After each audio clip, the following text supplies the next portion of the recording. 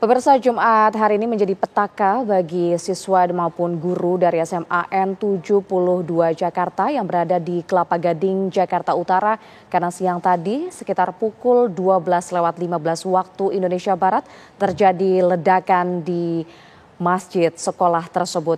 Kami masih memantau bagaimana situasi terkini baik itu di SMA N72 tempat kejadian perkara ledakan terjadi maupun di Rumah Sakit Islam Cempaka Putih Jakarta tempat para korban yang kabarnya dilarikan ke rumah sakit untuk dilakukan perawatan. Untuk saat ini kami akan mengajak Anda kembali memantau bagaimana situasi dan juga kondisi terkini di SMA N72 Jakarta bersama dengan reporter kami ada Brilian Syaheran.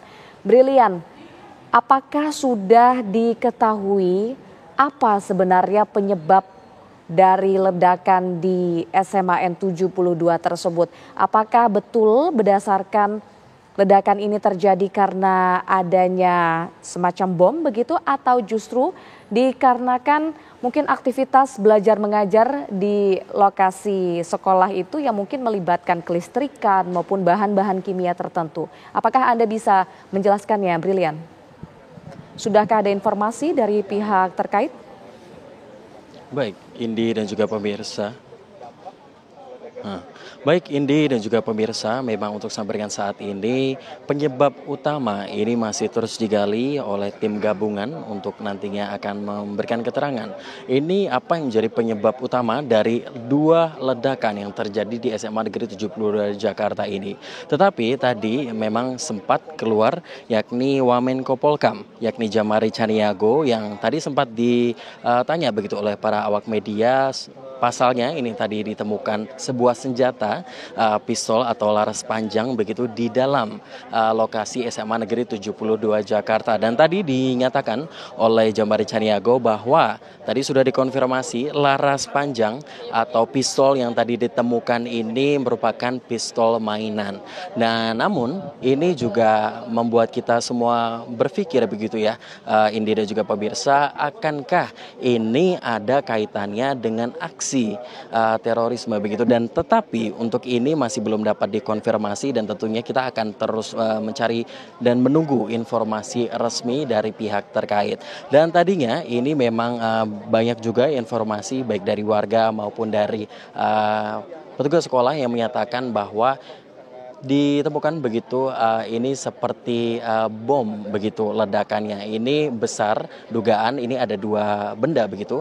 Yang pertama ini merupakan benda elektronik atau yang kedua ini bisa jadi merupakan sebuah bom rakitan. Tetapi ini masih terus kita konfirmasi lagi begitu ya Indi terkait dengan penyebab utama dari ledakan dua kali pada siang hari ini di SMA Negeri 72 Jakarta. Indi. Tadi Anda menyebutkan bahwa Wamenko Polkam yakni Ludwig Paulus sudah mendatangi lokasi ya Brili ya di SMA N72 Kelapa Gading. Sejauh mana kemudian penyelidikan yang dilakukan oleh Kemenko Polkam saat ini, Brili?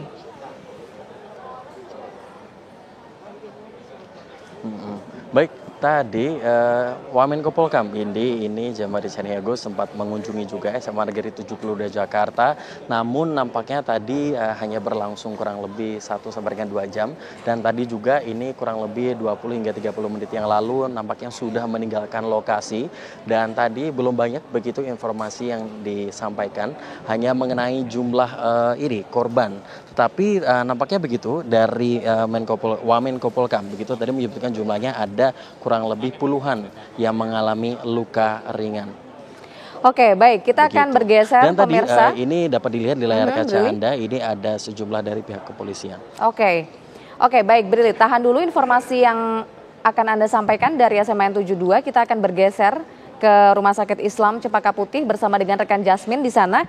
Informasinya Jasmine, apakah ada update terkini dari pihak kepolisian? Kami juga mendengar kabar di rumah sakit tersebut didirikan posko untuk keluarga korban mungkin mencari anak-anaknya. Bagaimana kondisi terkini dari posko tersebut, Jasmine?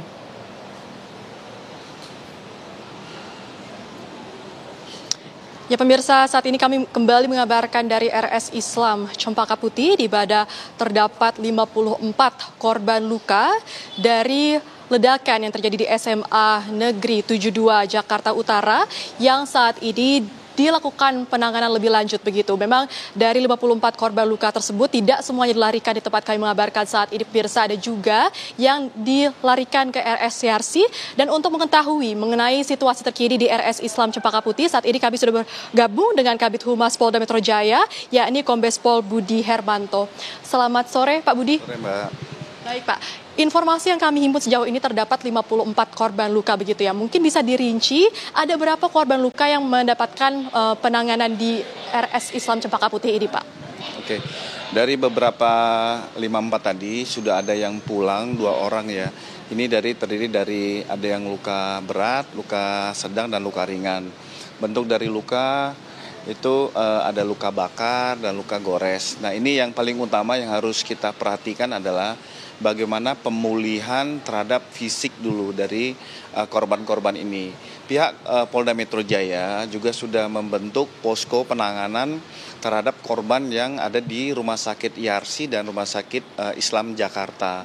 Dari posko tersebut gunanya adalah untuk memudahkan pihak keluarga berkomunikasi dengan mencari anak-anaknya, termasuk update kepada dokter yang menangani.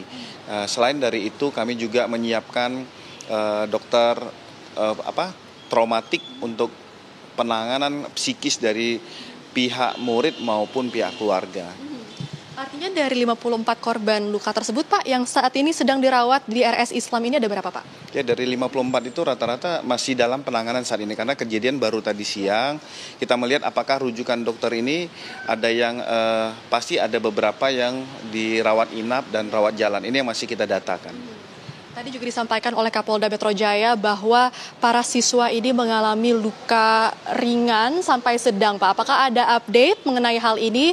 Apakah ada juga yang mengalami luka berat atau seperti apa, Pak? Ini masih kita update tadi, kebetulan Kepala Rumah Sakit Islam berkomunikasi dengan kita untuk kita melihat, karena memang di ruang IGD sangat banyak pasien lain ya. Kita juga jangan sampai terganggu pasien lain. Jadi yang penting penanganan terhadap pasien ini, pemulihan harus segera kita utamakan. Lalu apakah juga sudah ada pendalaman Pak selain siswa, apakah ada juga pihak-pihak lain seperti petugas masjid begitu yang juga menjadi korban luka? Ya.